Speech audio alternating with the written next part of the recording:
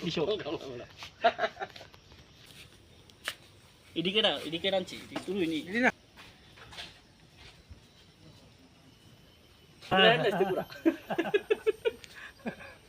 প্রতিবাদী করলাম বেরিয়ে না কালকে রাত্র বৃষ্টির সময় মনে হয় সাবমার্সিবলটা লয়ে গেছে আর কি ওটাই পাইপ সহ প্লাস ট্রাক্টরের কিছু যন্ত্রপাতি আসলো এটি সহ লয়ে গেছে।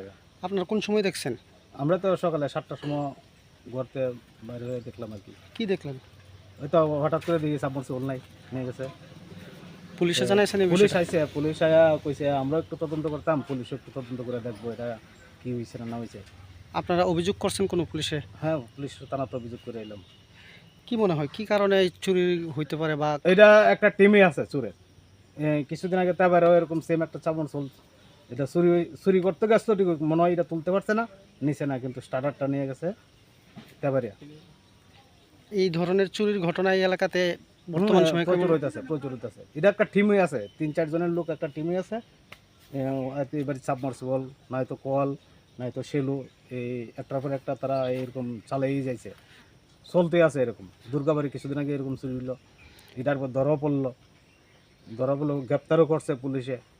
তারপরে পরের বাকিটা আর কিছু কইতে পারতাম না।